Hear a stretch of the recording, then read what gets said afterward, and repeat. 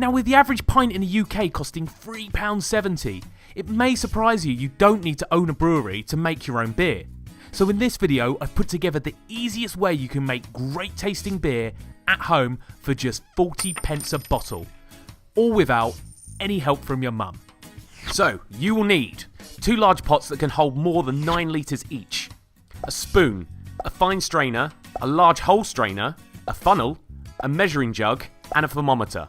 Now, there are some setup costs for homebrew equipment, which are a 4.5 litre demijohn, an airlock and a bung, sanitizer, an auto siphon, a bottle capper, bottle caps, and 12 empty beer bottles, which I'm sure you'll have no trouble collecting. This in total will cost you around about £35, which, fun fact, is less than 2 pints in central London. Absolute bargain!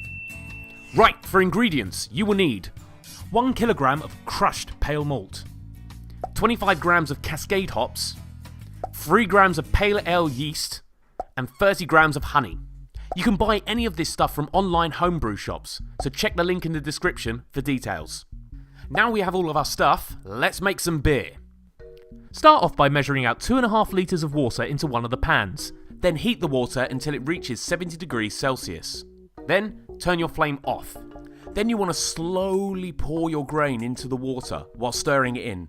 Don't pour it all in at once, otherwise it will start to clump together. This is now called our mash. Once all the grain is in, set your timer for 60 minutes and stir it every 15 minutes. What we're doing here is trying to extract all the goodness from the grain to make the base of our beer.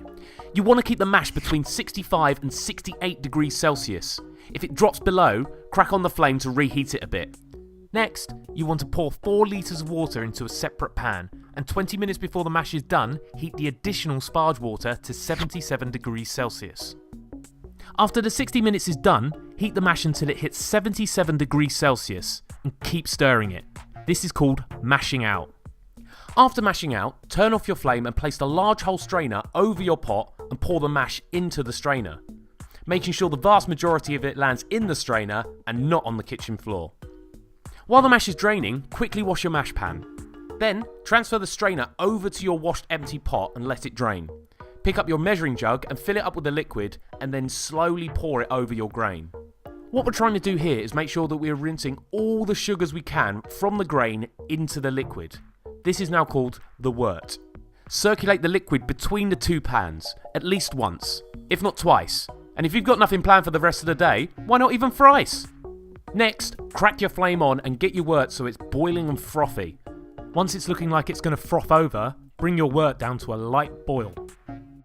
Then, set your timer for 60 minutes and add 8 grams of hops at the start of the boil. Then 5 grams with 15 minutes left, 5 grams with 5 minutes left, and 7 grams right at the end of the boil. While your wort is boiling, mix your sanitizer and water into a container. And then sanitize your demijohn, airlock, and bung. With 5 minutes left of your boil, fill up your kitchen sink with water. Then add some ice and ice packs if you have them. Once you come to the end of the boil, add your pot to the ice bath. You'll want to leave your wort in the sink and cool it to 21 degrees Celsius. Then, using a sanitised measuring jug and funnel, slowly pour the wort into the demijohn through a strainer over a funnel. This will catch out all the gunk that we don't want in our final beer. Keep filling the demijohn up to just below the line and top it up with lukewarm water if needed. Then add 3 grams of yeast to the demijohn and give it a good shake so it's mixed well. Lastly, place your demijohn somewhere that it won't be disturbed. Then fill your airlock with sanitised water and place the airlock and bung into the top of the demijohn. And with that, you've completed the first stage of brewing. Congratulations! Feel free to show it off to all your mates. But you need to leave it somewhere for 2 weeks at room temperature where it won't be disturbed. And if you've done it correctly, it should separate into 2 layers almost immediately. And 24 hours later, primary fermentation will start. This transforms your beer from this to this. And for 3 days it will look like bubbling dirty dishwater with a foam layer on top. What's happening here is that the yeast is reacting with the sugar in the wort. The 2 byproducts of this is carbon dioxide, which comes out the airlock, and more importantly, alcohol, which is kept inside the beer. And after 2 weeks, if you've done it correctly, it will magically appear on your kitchen countertop and also look like this. Now, you're ready for bottling. So to start, make some more sanitizer water and sanitize a pan, a jug, an auto siphon, and the 12 beer bottles you've been collecting.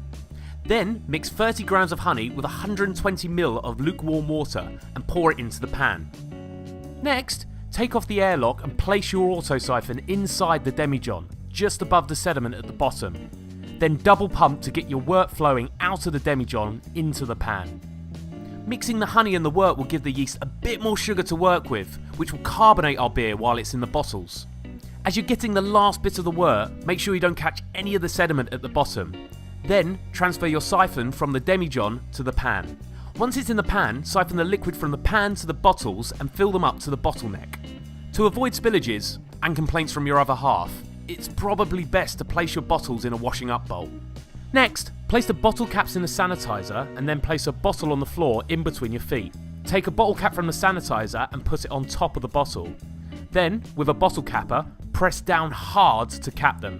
Repeat this for all of your bottles. Finally, leave the bottles for 4 weeks in a cool, dark place for final conditioning. 4 weeks later, this is the final product. So let's stop messing around and crack it open.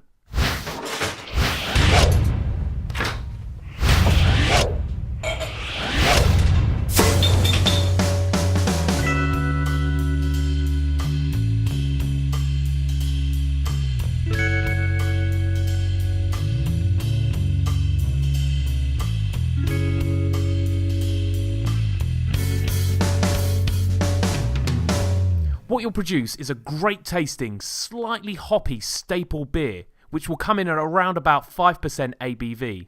There's many other things you can do to finesse and improve it, but in this video I wanted to keep the costs to an absolute minimum. Speaking of costs, let's break them down.